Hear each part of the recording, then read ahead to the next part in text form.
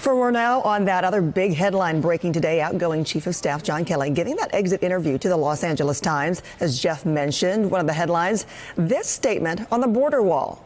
To be honest, it's not a wall, Kelly said. A bit later in the piece, he's quoted saying, the president still says wall. Oftentimes, frankly, he'll say barrier or fencing. Now he's tended towards steel slats. But we left a solid concrete wall early on in the administration. Joining me now is Molly O'Toole, immigration and security writer for the LA Times, who interviewed John Kelly exclusively. Molly, great to have your perspective in here as you gather this information to share with us in this article. Let's start here with that wall quote. Immediately generating headlines, really, stood out to me upon reading it. In what spirit did he say that? Well, we were having a sort of a larger conversation about some of the areas in which it seemed that there were distinctions between the positions of John Kelly and the president. And sort of before he joined, particularly the White House as chief of staff, as you know, he was Secretary of Homeland Security, and he had expressed some views on some of the key immigration and border security issues that the president had run and won on, had expressed some differences. And one of those was about the wall. You'll remember that John Kelly, rather early on, was sort of forced to walk back some comments in which he suggested that the president was evolving or learning on the wall issue because Kelly had talked to Customs and Border Protection, to Border Patrol agents who said, look, we don't need a 100-foot solid concrete wall. What we need is some combination of barriers in certain areas, technology, and more personnel. Well, here's the thing. When it comes to reading that line, many are reading it and going, hey, I'm kind of thinking this is him pushing back on Trump's wall rhetoric. There's that interpretation. Is that your sense?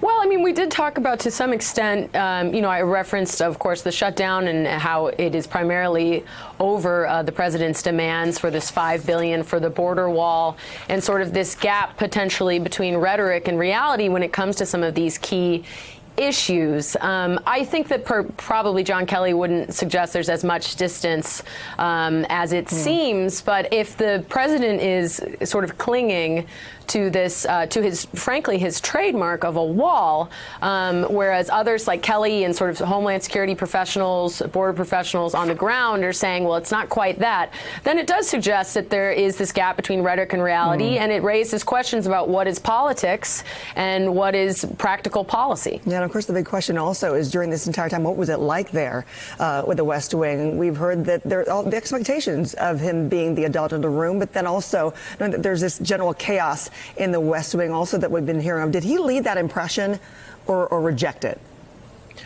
No, certainly left the impression, particularly at the beginning, that there was this chaos. I mean, the way that John Kelly frames his tenure, which clearly was rocky. I mean, there's lots of reports of, he called it palace intrigue, interagency rivalry. There were many reports of that were clear, some of which were contributed to by John Kelly. He's known for, being a pretty affable guy, but also having a pretty hot temper. But he made clear, at least at the beginning in particular, that there was no process in place really for briefing or informing the president, that the transition had been very chaotic, and he suggested that it had poorly served President Trump when he was making some of these key decisions at the beginning. Now, John Kelly will make the argument, sort of defend his tenure, that he brought in a process, he brought in order, and while people may not have always liked President Trump's decisions, he did his best to make them the best informed decisions that they could be. Now, I think other people would suggest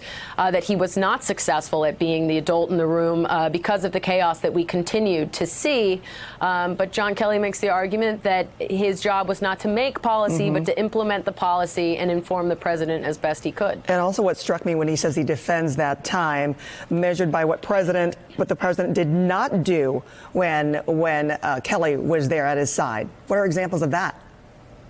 Well, I think we can just sort of see, particularly in the past couple weeks, I mean, we saw the resignation, a much more public resignation. Kelly sort of kept his own counsel of Defense Secretary Jim Mattis, particularly over the announcement, at least, of the decision to withdraw troops from Syria and withdraw a significant amount of troops in Afghanistan. And so I think if we sort of see the before and after, if Kelly discussed with the president on December 7th, it was announced on December 8th that he was going to be resigning, and then a week later we see that that President Trump has made this announcement about troops in withdrawing troops in Syria, withdrawing troops in Afghanistan.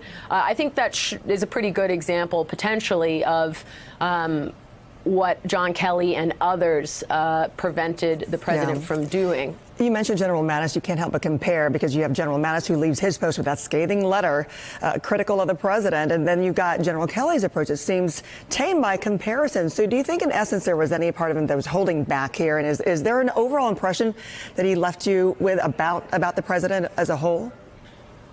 I mean, certainly describing working very closely with the president, sort of spending every waking minute of a 15-hour day with the president, and describing almost a sort of intimate relationship. Kelly has always sort of framed himself as the good soldier taking the orders from the commander-in-chief, even until the end, you know, perhaps despite personal sacrifice, or now his legacy sort of being very closely associated with some of the controversies of the Trump administration.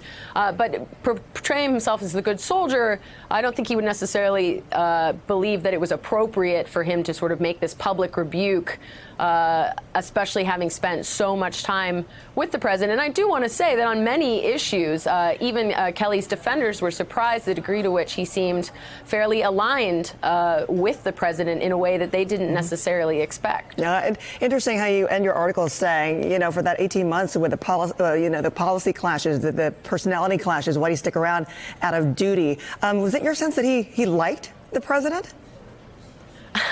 I don't think the emphasis in the interview, at least, and I think we can see from Kelly's other comments, is basically that it wasn't about whether or not he liked the president. It wasn't about his personal opinions. It was about how he could best bring order to the White House and provide as much information as possible before the president made his decision. But then once he made that decision, it wasn't his role necessarily to question it, but to implement it. But others would suggest that that sort of military thinking maybe didn't serve John Kelly or the president in a way that it could have, because it's this idea of sort of following the chain of command. And, you know, many suggest that perhaps John Kelly should have stood up if there were disagreements that he had with the president on some of these most controversial issues, from the family separation to the travel ban when he was Homeland Security Secretary, and so on. Yeah, as you write with what he said, that it was duty. Military people don't walk away. Fascinating read.